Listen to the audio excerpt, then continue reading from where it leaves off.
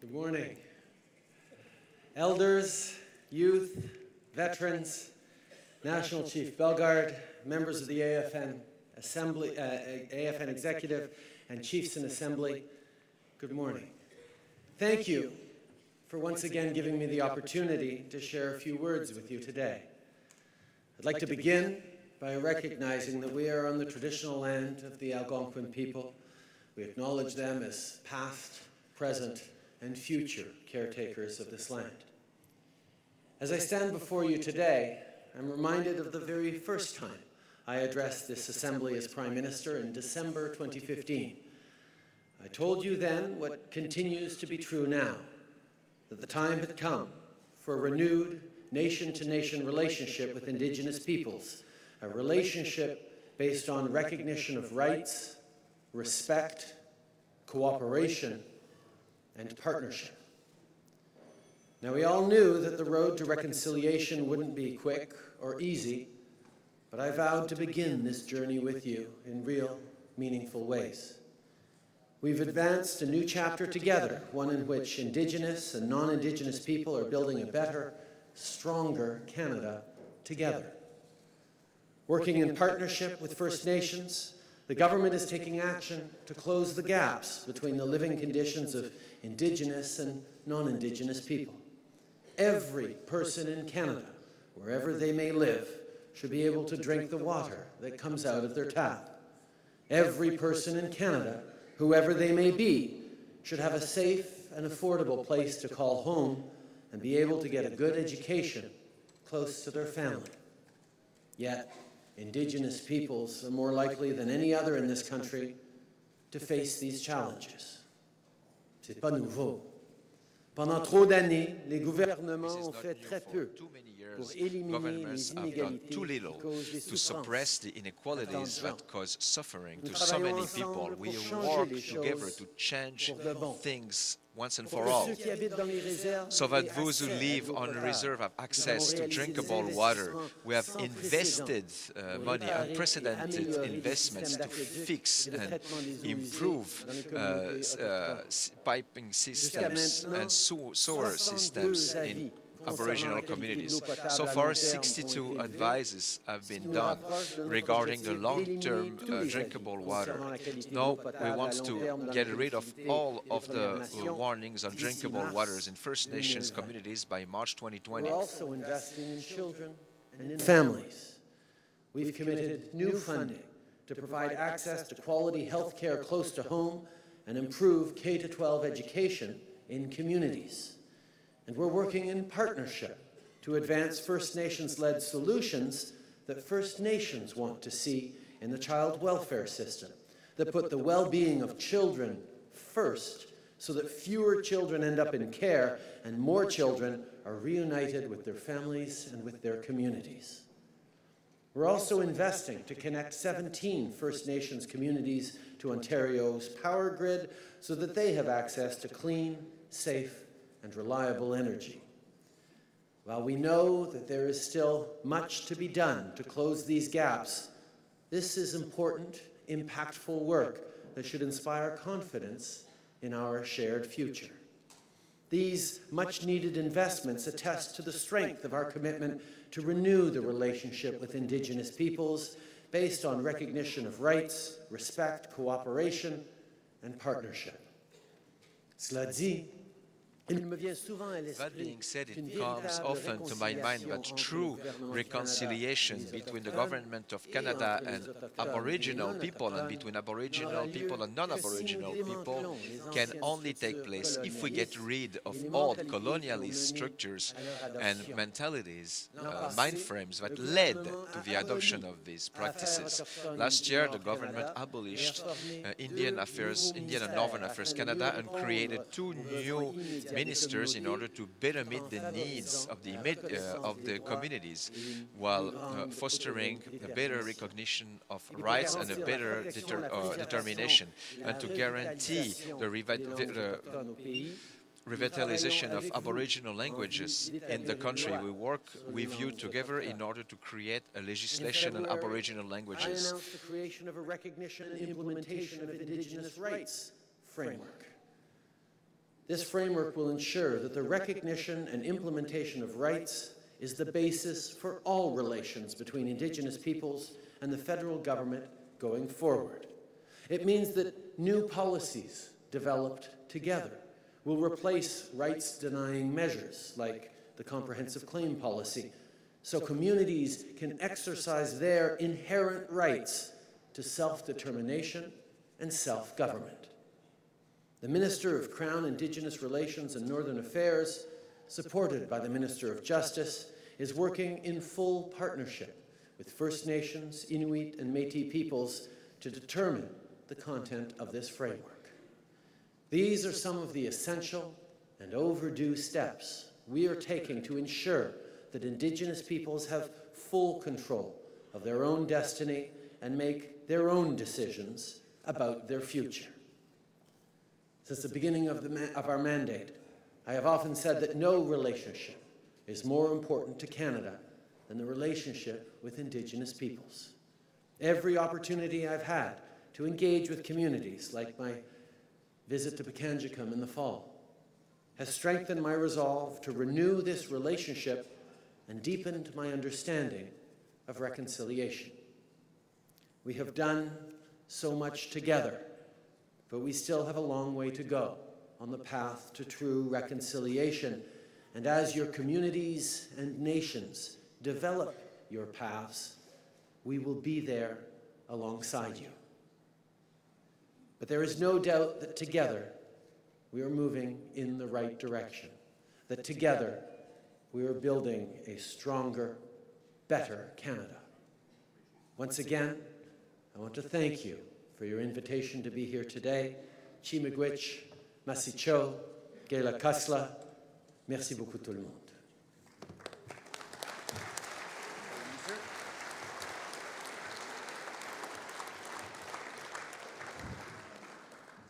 We know time, Prime Minister, thank you so much for your words. Again, the other leaders had questions yesterday, and there's time for a number. And the Indigenous Languages Act, so Chief Ron Ignace has got a question. Right. And Chief David Jimmy on Fiscal is here as well. So Chief Ignace and Chief Jimmy. Right, good be Ron Ignace and Skeetis and Swapmpulu, Chief of my community, Skeetis, and was part of the Shuswap Nation.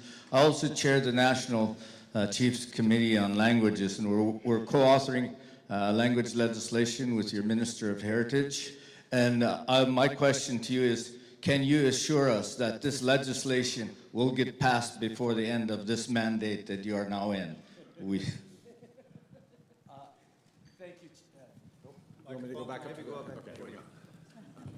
Thank you, Chief, for your question. I recognize your faith in my capacity to get re-elected. I think I'm a little more optimistic than you are, but you know, obviously that's up to Canadians.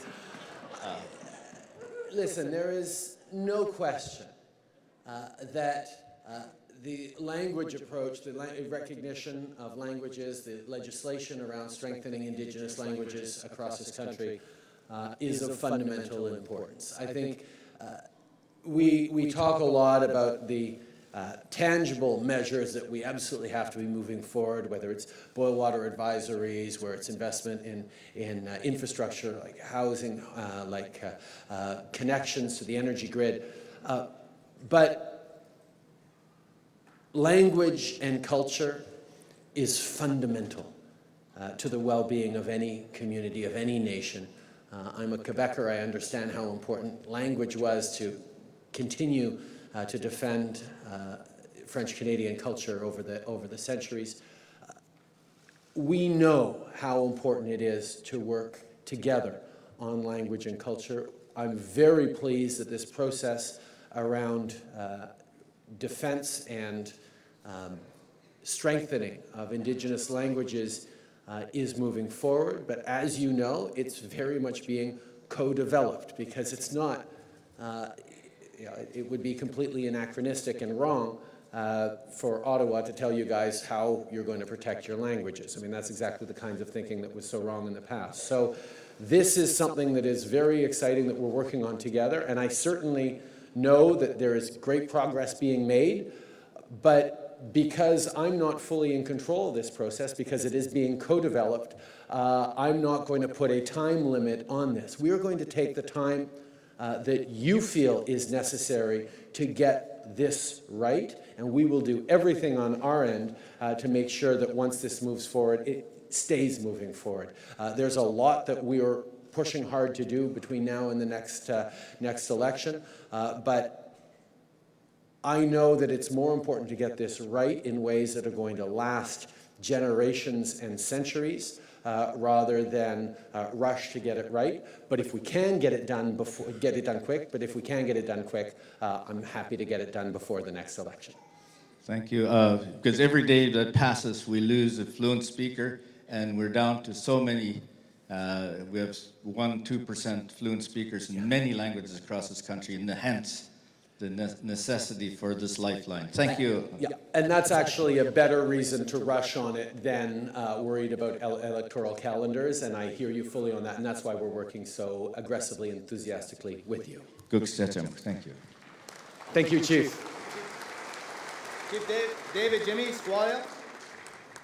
Elatis, Lanuquia Tosqui, Talitzo Qua Squahala, Talitzo Qua Choqueak, Talitzo Qua Stalo. I just want to acknowledge the traditional territory of the Algonquin here today. Right Honorable Prime Minister Justin Trudeau. A couple of questions for you, and I acknowledge the faith that we all have in this next election, but I have to push forward and ask these regardless.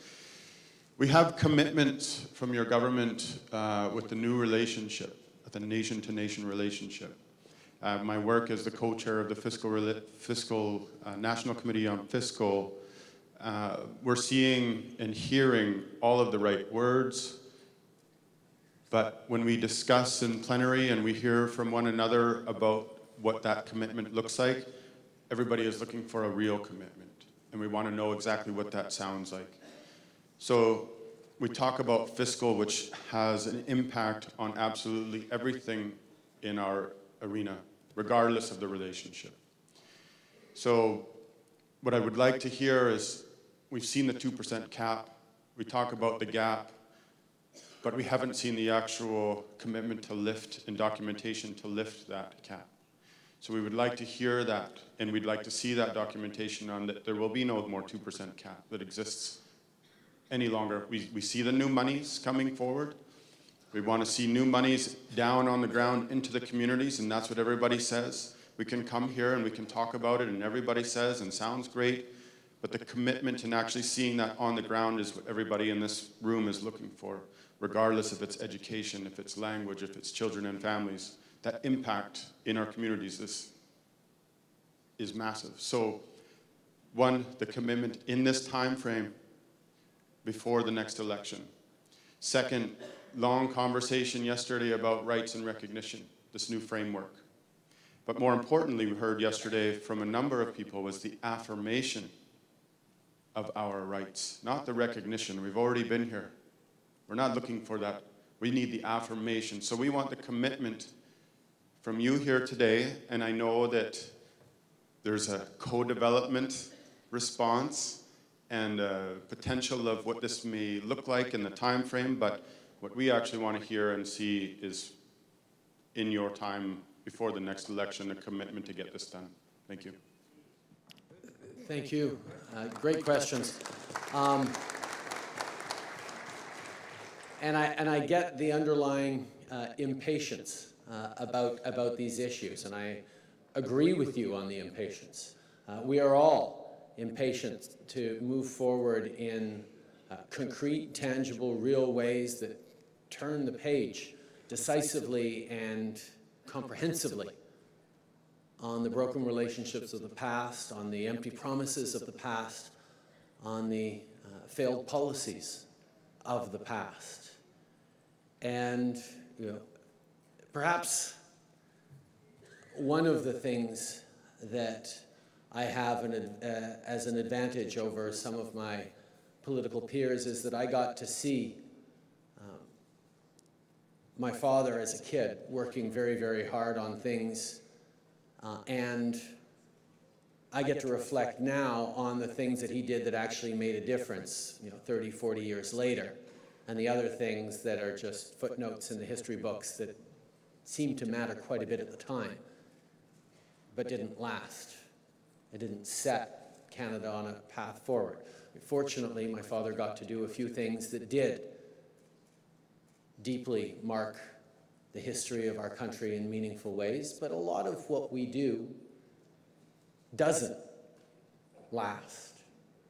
And that's just part of the political frame that we engage in. And I know that my focus as a leader is very much trying to maximize my energy and my focus and the limited resources any of us have on the things that are going to make a meaningful difference, not just now, but for generations to come. And there is no question that setting Canada on the right path of partnership and reconciliation with recognition and affirmation of and implementation of rights is something that will transform this country.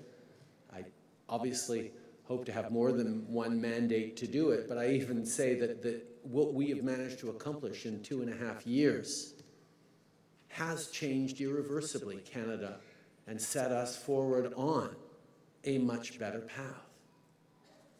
And I can understand the amount of work ahead of us and the cause for cynicism that is there. I mean, if there are any people in this country that deserve to be cynical, it's Indigenous peoples who have seen generations of leaders come and go and say nice things and break promises.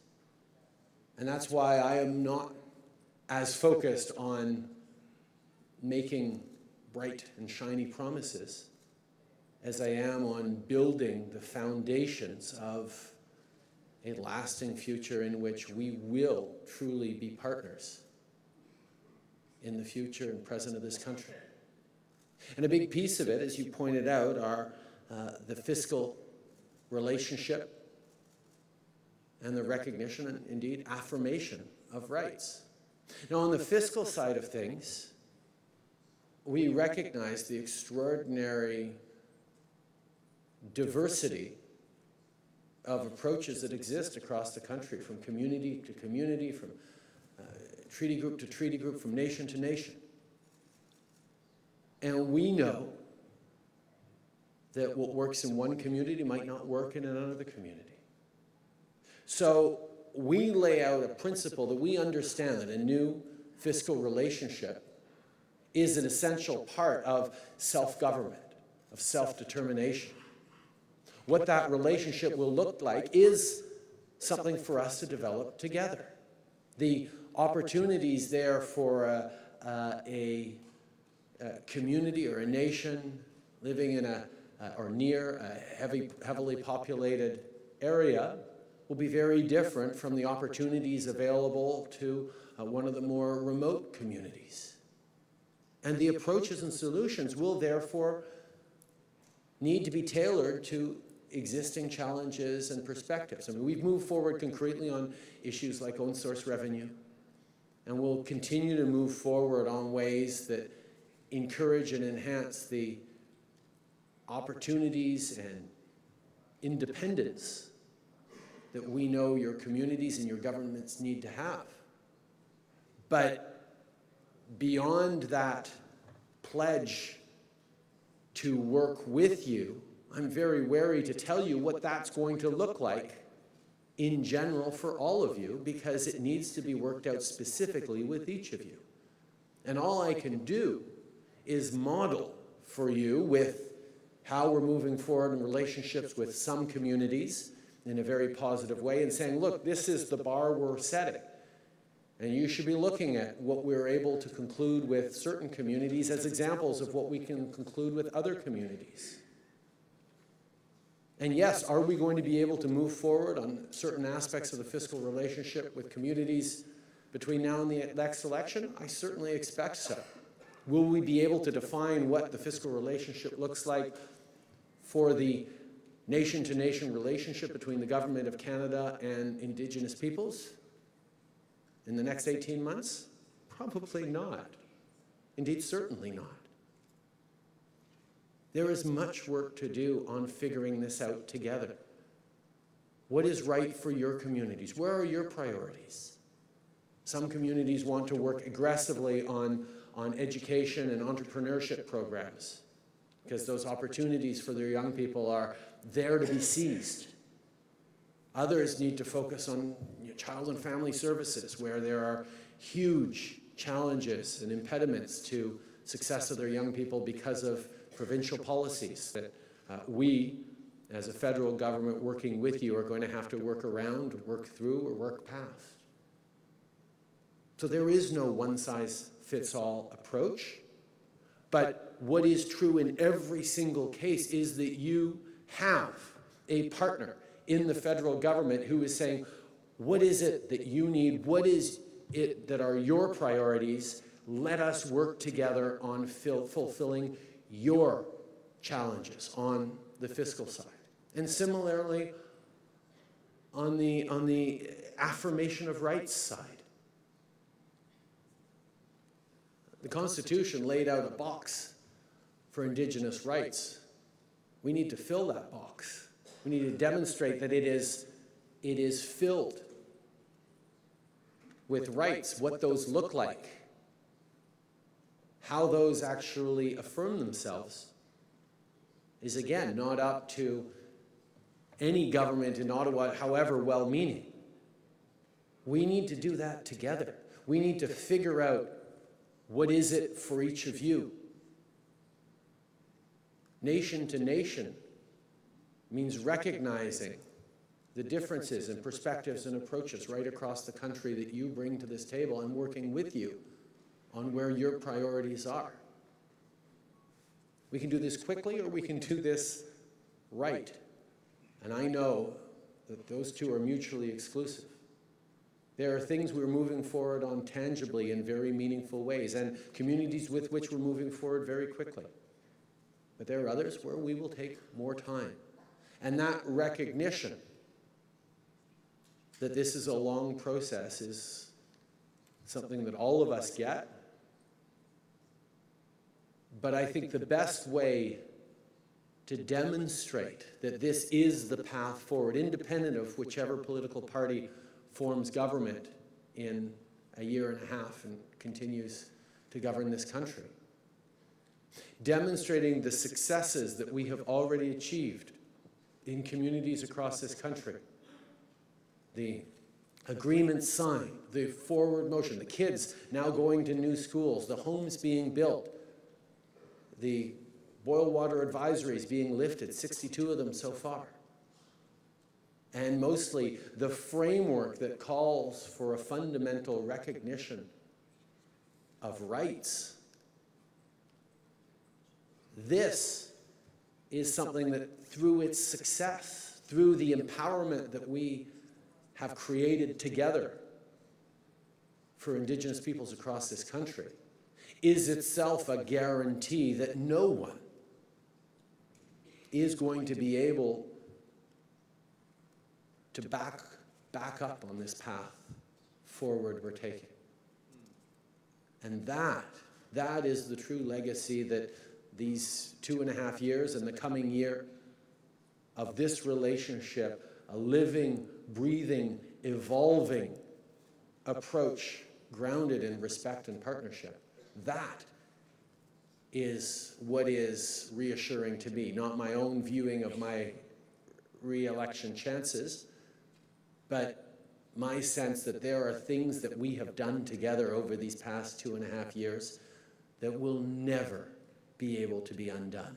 And that is a good thing, because we are moving forward on that true path together. Merci beaucoup, mes amis. Thank you. Thank you, Prime Minister. Good work. Good work. Thank you, Prime Minister. We have, yesterday we gave out to your colleagues pens, AFN, Assembly First Nations pens. So we're going to present this to you. But One more, because he is the Prime Minister. An AFN jacket, so he's going to